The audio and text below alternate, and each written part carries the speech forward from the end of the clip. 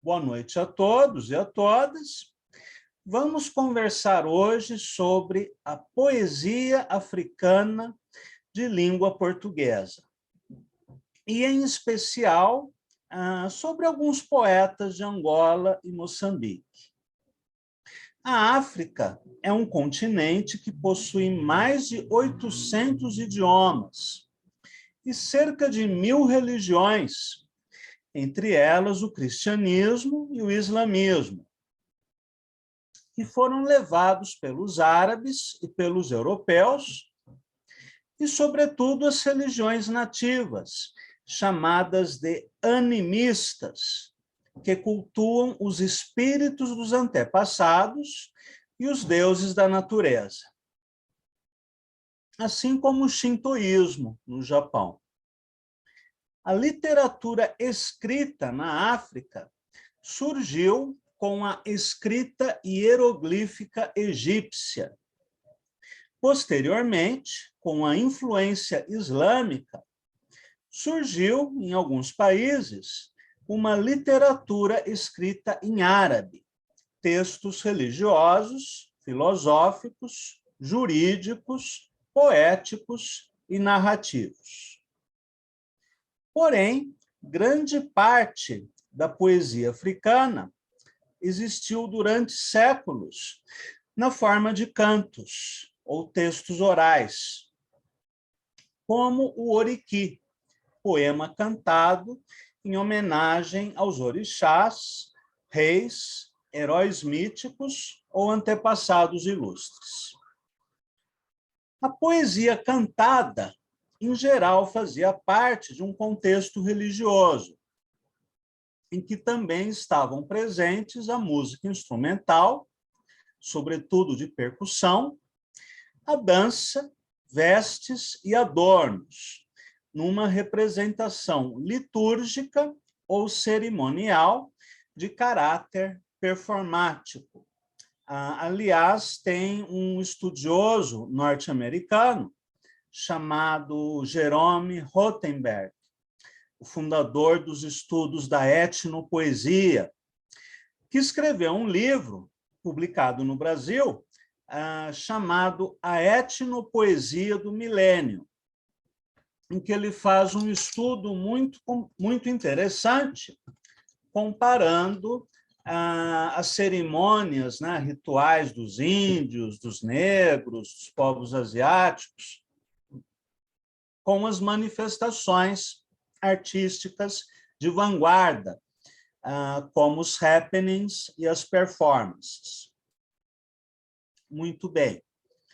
É importante ressaltar que nas comunidades africanas, assim como em todas as culturas tradicionais, a palavra tinha um caráter mágico, invocatório. Cantar o nome de um orixá, por exemplo, significa invocar a energia ou axé desse orixá.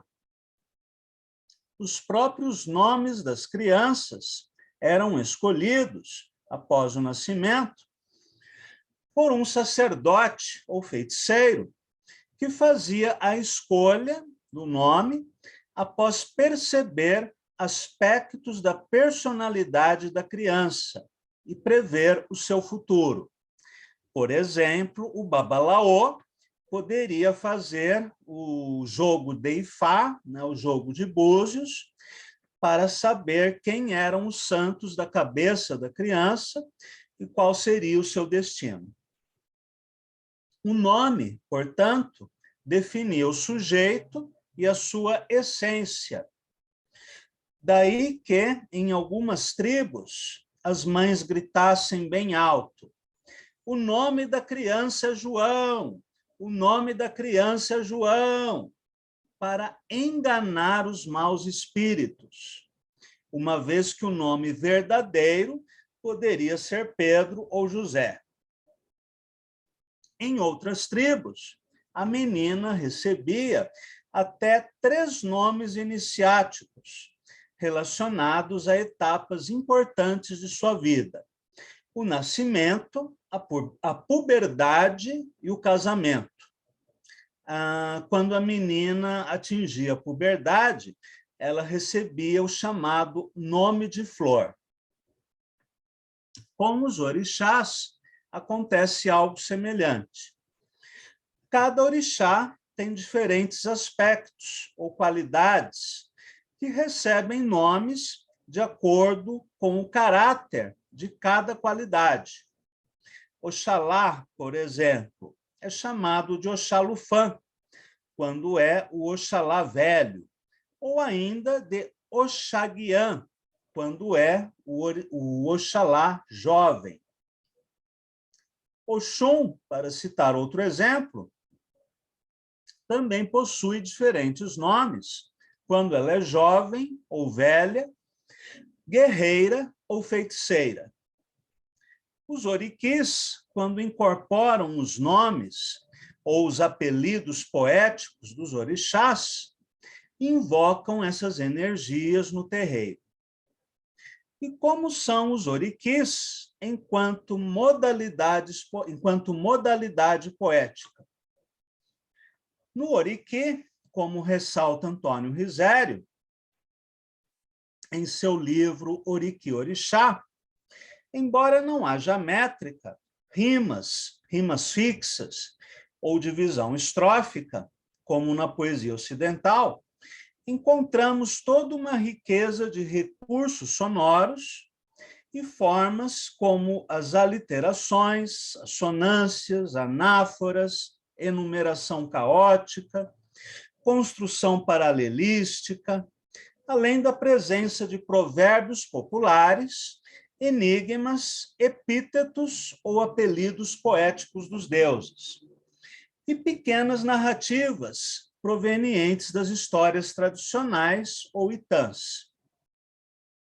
Essas características encontram-se também em outros textos orais não iorubás, como os recolhidos por Rui Duarte de Carvalho em seu livro Ondula, Savana Branca. Vamos ler alguns desses poemas.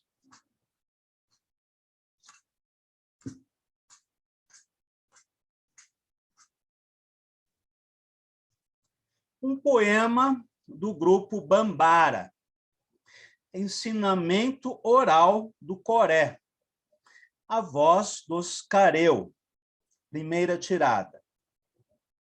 Savana verde, bem fresca, savana verde, verdadeiramente aberta, à fome dos rebanhos, exposta aos rebanhos famintos.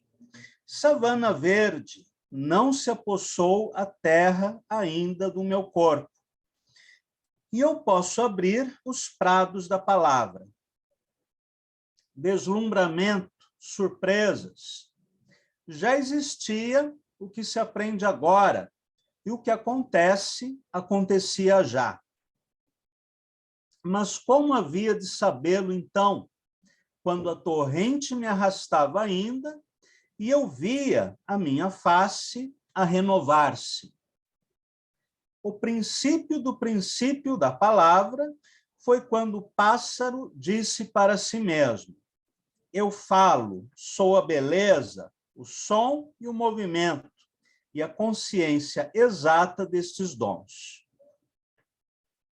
E se eu me engano, que o castigo seja cego para o meu erro, e o esquecimento ressalve o esquecimento, porque eu não passo de um punhal embainhado, porque eu não sou a abóbada celeste, nem sou o filho da abóbada celeste, e nem sequer o espaço do encontro, a que se entregam as asas do crepúsculo. Eu sou aquele, apenas, que está rendido ao canto que anuncia o fim da noite e o despontar da aurora. Uma atenção sem fé engendra o esquecimento. E o esquecimento é o que apadrinha o erro. Da casa do saber, um pátio apenas sou, e, no entanto, um pátio pertence já também à construção. Cada conquista provém de outra conquista, e a posse da ciência é discernir como se entrança nelas o saber. É casa já também, o pátio que precede a construção. Transformação, transformação, fornalha, fornalha do homem. Depois, mais adiante, ele vai dizer assim: PU, Colmen, texto iniciático dos pastores PU. Primeira clareira. Eis-me aqui, eu sou Colmen. O céu sorri sobre a minha cabeça, a terra freme sob os meus pés, o meu sopro estremece os ramos. Estou diante do curral. Esta é a primeira clareira, tecida nas ramagens da maravilhosa bétula e do virtuoso Diospiro. As suas flores sorriem para o meu gado. Cantai para o meu gado, pássaros dos ramos. Eu sou o soberano das coisas dos pastores, a vaca hermafrodita, de bom augúrio, canta no meio dos meus animais. Ela é, pelagem rara, a patrona da minha criação. Um minutinho só, que eu vou acender a luz da luminária.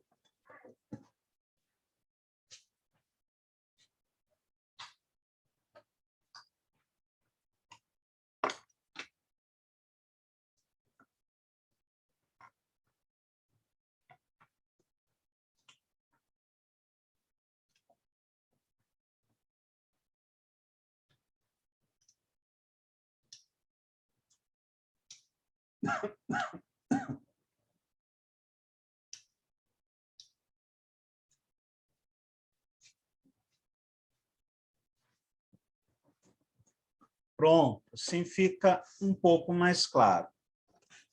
Aí, mais adiante, ainda dos pastores PU, terceira clareira.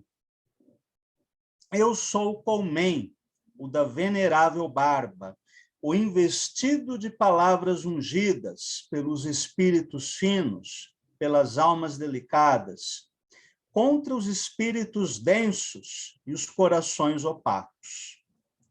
Estou munido contra os brutos de uma lâmina que corta e de um pó que explode posto ao fogo. Enfeitiço com um ovo de avestruz, o último de uma ninhada, que recusou nascer. Eu falo aos animais e às raízes, oferecem-me os seus segredos. O murmúrio das fontes, o farfalhar da folhagem, as estrelas cadentes, todos me oferecem o seu segredo. E da rola que arrulha, eu entendo o que diz, e da vaca que brame, eu conheço a palavra, e não desprezo a clarividência do aviso. São olhos que olham, é o espírito que vê. Conduz o Silé ao rio, onde se encontra o âmbar magnífico, que se destina às almas sem mácula. Mulheres castas, homens defensores dos legítimos bens, eu vos saúdo. Silé é poeta, divulgará o que é de divulgar, criará novos caminhos, descobrirá pastagens, ele saberá livrar-se dos de olhar altivo e língua turbulenta e poderá seguir-me até os cimos. Pois bem, vamos ler alguma coisa agora, traduzida pelo Herberto Helder, no livro As Magias. Primeiro, um texto oral dos Dinkas, que diz assim: no tempo em que Deus criou todas as coisas, criou o sol, e o sol nasce e morre e volta a nascer. Criou a lua, e a lua nasce e morre e volta a nascer. Criou as estrelas, e as estrelas nascem e morrem e voltam a nascer. Criou o homem, e o homem nasce e morre e não volta a nascer. Interessante que aqui tem uma ideia de tempo cíclico, né? Embora não de reencarnação. Depois um texto dos pigmeus, que diz assim: o animal corre e passa e morre, e é o grande frio da noite, é a escuridão. O pássaro voa e passa e morre, e é o grande rio da noite, é a escuridão. O peixe nada e passa e morre, e é o grande rio. É o grande frio da noite, é a escuridão. A Bibi veio me mostrar aqui uma foto que ela tirou do gato. Vou mostrar para vocês. Da gatinha, né, da Lilith. Deixa eu continuar com a leitura. Então, o peixe nada e passa e morre, e é o grande frio. É o grande frio da noite, é a escuridão. O homem come e dorme e morre, e é o grande frio. É o grande frio da noite, é a escuridão. Acende-se o céu, apagam-se os olhos, resplandece a estrela. E aqui embaixo é o frio, e lá no alto é a luz. Passou o homem, desfez-se a sombra, libertou-se o cativo. Vem, Espírito, vem, por ti chamamos. Esse é um texto bem impressionante, que faz uso de uma figura de linguagem, a anáfora, que constitui na repetição de uma palavra várias vezes. E também faz uso da construção paralelística, quando em cada estrofe nós temos um verso, né, que se repete, como nas cantigas de amigo, né, do trovadorismo português. E é interessante como nesses textos da tradição oral, não só na África, entre os índios brasileiros, os índios norte-americanos, nós encontramos muitos recursos de linguagem que seriam mais tarde descobertos e formalizados, né, na teoria literária, mas que esses povos não tinham a menor ideia, né, de que eram figuras de linguagem. Mas essas repetições, elas ajudam muito, sobretudo na memorização dos poemas. Pois bem, em quase todos esses poemas, seja dos grupos Banto, Swahili, Bambara, Nyaneca, Quaniaca, Yorubá, Pigmeu, Dinka ou outras etnias, encontramos a presença da natureza, considerada uma força viva, já que todos os rios, lagos, montes ou florestas são habitados por deuses. A presença do cotidiano, das atividades de caça, pesca, os trabalhos domésticos, também é recorrente, assim como o início da puberdade, o casamento, a guerra e a morte. São poemas que representam a unidade entre o real imediato e a esfera espiritual, uma vez que nessas culturas o sagrado estava presente em tudo, desde o nascimento até a morte, inclusive alimentação, vestuário, trabalhos diários, festas, danças, práticas sexuais, até a organização política e econômica da sociedade, dividida em cidades ou tribos, que eram reinos autônomos, e não estados nacionais, tal como aconteceu na Europa. Este quadro começa a mudar após a invasão e colonização da África pelas potências europeias, que criarão fronteiras artificiais para a delimitação de suas colônias, muitas vezes separando comunidades étnicas e linguísticas em 2 ou 3 nações, ou ainda incluindo na mesma nação grupos inimigos, como aconteceu em Ruanda, onde a guerra entre Tutsis e Hutus levou à morte de mais de 1 milhão de pessoas.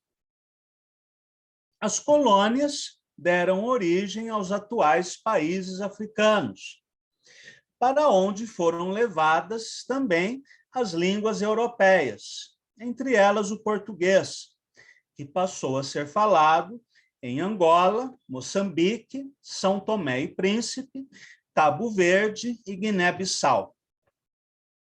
Desde o século XIX até meados dos anos 60, a literatura produzida nesses países foi escrita principalmente por europeus ou filhos de europeus, que trouxeram para a África gêneros literários ocidentais, como o conto, a novela, o romance,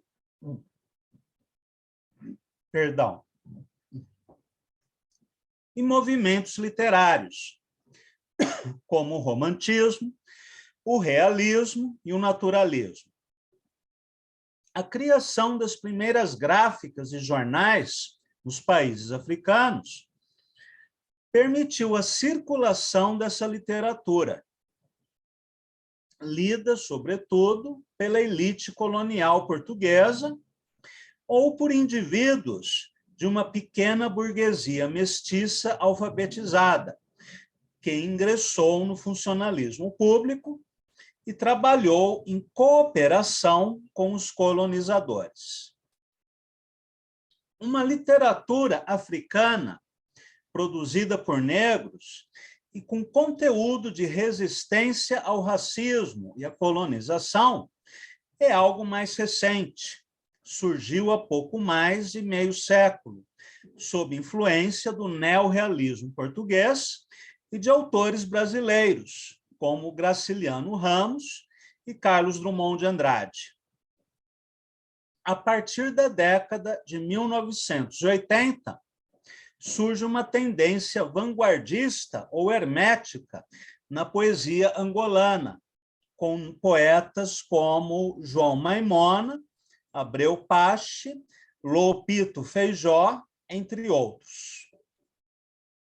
Vamos ler agora alguns poemas de autores angolanos e moçambicanos da segunda metade do século XX aos dias atuais, começando com Agostinho Neto. Este foi o primeiro poema africano que eu tive contato, e foi numa mostra de cinema angolano, em São Paulo, há muito tempo, no Museu da Imagem e do Som. O poema de Agostinho Neto se chama O Caminho das Estrelas. Seguindo o caminho das estrelas, pela curva ágil do pescoço da gazela, sobre a onda, sobre a nuvem, com as asas primaveris da amizade. Simples nota musical, indispensável átomo da harmonia, partícula, germe, cor, na combinação múltipla do humano. Preciso e inevitável, como o inevitável passado. Escrevo através das consciências, como o presente. Não abstrato, incolor, entre ideias sem cor, sem ritmo, entre as arritmias do irreal, inodoro, entre as selvas desaromatizadas, de troncos sem raiz. Mas concreto, vestido do verde, do cheiro novo das florestas depois da chuva, da seiva, do raio, do trovão. as mãos amparando a germinação do riso sobre os campos da esperança. A liberdade nos olhos, o som nos ouvidos, das mãos ávidas sobre a pele do tambor, num acelerado e claro ritmo de zaires, calaares, montanhas, luz, vermelha de fogueiras infinitas nos capinzais violentados, harmonia espiritual de vozes tantã, num ritmo claro de África. Assim o caminho das estrelas, pela curva ágil do pescoço da gazela, pela harmonia do mundo. Agostinho Neto, além de ser um poeta importante, ele também foi o primeiro presidente, né, de Angola, após a independência, e foi o líder da Guerra de Libertação Nacional de Angola, à frente do MPLA, o Movimento Popular pela Libertação de Angola. Vamos ler agora o José Craveirinha, um poeta de Moçambique, que também fez parte da luta armada nas fileiras da Frelimo, Frente de Libertação de Moçambique. Grito negro. Eu sou carvão, e tu arrancaste-me brutalmente do chão, e fazes-me tua mina, patrão. Eu sou carvão, e tu acendes-me, patrão, para te servir eternamente como força motriz, mas eternamente não, patrão. Eu sou carvão, e tenho que arder, sim, e queimar tudo com a força da minha combustão. Eu sou carvão, tenho que arder na exploração, arder até as cinzas da maldição, arder vivo como alcatrão, meu irmão, até não ser mais tua mina, patrão. Eu sou carvão, tenho que arder, e queimar tudo com o fogo da minha combustão. Sim, eu serei o teu carvão, patrão. Esse poema é ótimo, né? Porque faz essa síntese entre a denúncia do racismo e a luta de classes. Vamos ler agora o Davi Mestre, um poeta angolano. Portugal colonial. Nada te devo, nem o sítio onde nasci, nem a morte que depois comi, nem a vida repartida pelos cães, nem a notícia curta a dizer-te que morri. Nada te devo, Portugal colonial, cicatriz doutra pele apertada. Ainda de Davi Mestre, em Soweto, Alexandra. Soweto ele faz referência àquele bairro negro na África do Sul, né, na época do apartheid. Em Soweto, Alexandra, buzina uma revolta como dentes afiados. As flores agridem a polícia no sexo. Os anjos descem de viaturas blindadas e abrem fogo sobre a multidão. De Arlindo Barbetos, um grande poeta angolano que faleceu no final do ano passado. Ele era casado com a Maria Alexandra Dáskalos, também uma grande poeta, que faleceu poucas semanas após o marido. Pois bem, é um poema sem título, dividido em números. 1. De sobras de esquecimento e de flocos de desassossego, se tece a roda da memória, enquanto de retalhos de luz e de cacos de verdade e mentira se constroem mitos. Ó templos, ó monumentos, que neblina, vazio e moscas inundam. E só pombas e turistas visitam. Ó vãs esperanças de eternidade, que excrementos, sol, chuva e anos vão afogando em esquecimento e sombra de coisa nenhuma. 2. De amarelo se pintam sorrisos, bananas e teu vestido. Ó menina bonita, que passa de branco, me dá um negro de teus olhos para tapar o sol, porque não suporto mais a cinza deste lugar. 3. Baixou lá fora o vento assobia, os dedos estão gelados e Angola tão longe. Angola tão longe porque Arlindo e Maria Alexandra estavam exilados em Lisboa durante um certo período. A referência a Baixou é interessante, porque tanto Arlindo quanto Jorge Arrimar, um outro poeta angolano, terão uma forte influência da poesia japonesa. 4. Azul é teu riso, negra tua cara, mas vermelha a dor nos assalta pela verdura da manhã. 5. De muletas a dor passa devagar, agarrada ao menino, olhando a lua, e lágrimas sabem a capim queimado, esperando a chuva em tarde de sol. Vou ler apenas esses fragmentos, né, do Arlindo. Aliás, vou ler mais um poema sem título. Em teus dentes, o sol é diamante de fantasia, a lua, caco de garrafa, e a mentira, verdade vagabunda, errando de cágado em torno da lagoa dos olhos da noite. Na treva aveludada de tua pele, os dedos curiosos são estrelas de marfim, à busca de um dia caprichoso, despontando de miragem por detrás das corcundas de elefantes adormecidos. Esse último verso cria um anticlímax, né?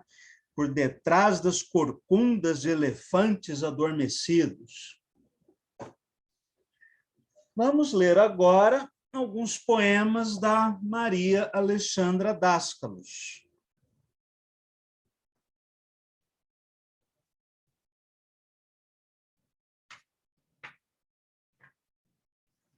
Nasceu em mim uma fonte, nada sabia dessa água, até encontrar as margens desta escrita, que quis fosse lisa como pedra mármore.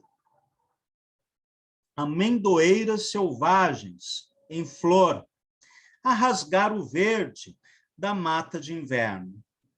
Plenitude de maturidade, como um relógio de areia, a marcar os 40 anos. Um homem ao crepúsculo sabe que os poetas e as mulheres percorrem as ruas da cidade na peregrinação dificílima do amor. Esperam-nos em caves secretas, unguentos e odores tropicais. Então, um homem tranquilo torna fácil a nudez. O garoto corria, não podia saber da diferença entre as flores. O garoto corria, fugia. Ninguém lhe pegou ao colo, ninguém lhe parou a morte. E agora só me restam os poetas gregos. O silêncio diz, esquece, e o meu espinho da rosa enterrado no peito é meu. Os deuses não assistiram a isto. Agora vamos ler outra poeta angolana, a Paula Tavares, que também é romancista. Como romancista, ela assina Ana Paula Tavares, e como poeta, apenas Paula Tavares. Foi publicado um livro dela no Brasil, há poucos anos, Amargos como os Frutos, que é a obra reunida, a poesia reunida da Paula Tavares. Vamos ler alguma coisa dela. No lago branco da lua, lavei meu primeiro sangue. Ao lago branco da lua, voltaria cada mês para lavar meu sangue eterno a cada lua. No lago branco da lua, misturei meu sangue e barro branco e fiz a caneca onde bebo, a água amarga da minha sede sem fim. O mel dos dias claros, neste lago deposito minha reserva de sonhos para tomar.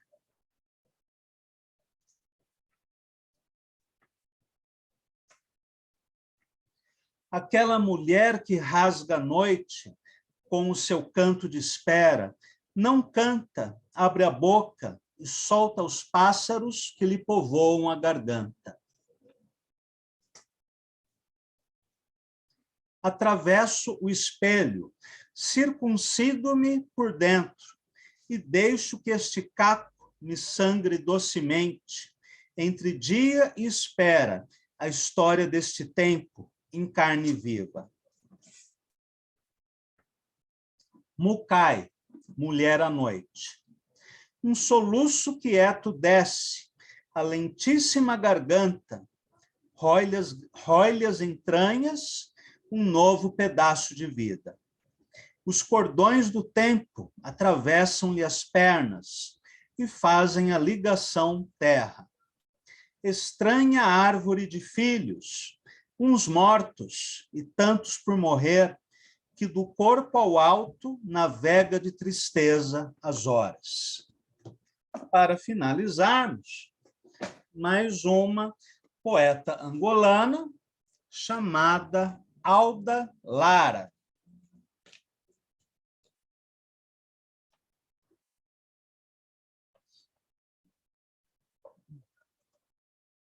Os gritos perderam-se sem encontrar eco.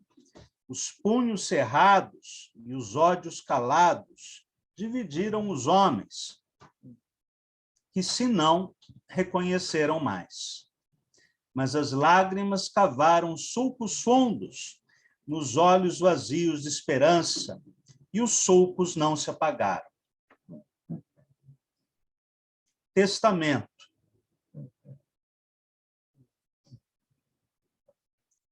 A prostituta mais nova, do bairro mais velho e escuro, deixo os meus brincos, lavrados em cristal, límpido e puro. E aquela virgem esquecida, rapariga sem ternura, sonhando algures uma lenda, deixo o meu vestido branco, o meu vestido de noiva, todo tecido de renda. Este meu rosário antigo, ofereço àquele amigo que não acredita em Deus. E os livros, rosários meus, das contas de outros sofrer, são para os homens humildes que nunca souberam ler. Quanto aos meus poemas loucos, esses que são de dor, sincera e desordenada, esses que são de esperança, desesperada, mas firme, deixo-os a ti, meu amor, para que, na paz da hora, em que a minha alma venha beijar de longe os teus olhos, vás por essa noite fora, com passos feitos de lua, oferecê-los às crianças que encontrares em cada rua. Então, são poemas muito diferentes entre si, né, pela temática e pelo estilo. Alguns são poemas de combate, poemas de resistência política contra o racismo, contra o colonialismo. Outros são poemas mais ligados às tradições africanas. outros são poemas mais subjetivos, mais líricos, e é um engano imenso uma opinião que é um clichê de que a poesia africana seja uma poesia repetitiva, retórica, engajada e de pouca qualidade artística, como eu já ouvi de 2 professores da USP, que não leram o suficiente da poesia africana, que é uma poesia extremamente diversificada, sofisticada, com muitos autores afinados com a vanguarda, inclusive que fazem trabalhos de poesia visual, de videopoesia, ou poemas verbais, né, com um grau acentuado de hermetismo, embora a poesia política tenha ficado mais conhecida por causa das guerras de libertação nacional, que em Angola começaram entre o final dos anos 60, comecinho de 70, Moçambique também, e que mesmo após a independência desses países, eles ficaram em guerra civil até meados do ano 2000. Em Angola, o MPLA, de esquerda, enfrentou a UNITA, que era sustentada pelos Estados Unidos, Israel e África do Sul do apartheid. Em Moçambique, a Frelimo também enfrentava guerrilhas de direita, de modo que essa poesia de guerra, essa poesia engajada, era inevitável pelo contexto histórico desses países. Mas nós não podemos limitar a poesia africana a esse contexto histórico específico. Ela continua depois da guerra, é extremamente diversificada, encontramos os mais diversos estilos e pesquisas de linguagem, e sobre isso falaremos um pouco mais nas aulas do curso de poesia africana de língua portuguesa, que começou, nesta semana. Muito bem. Obrigado, então, a todos e a todas.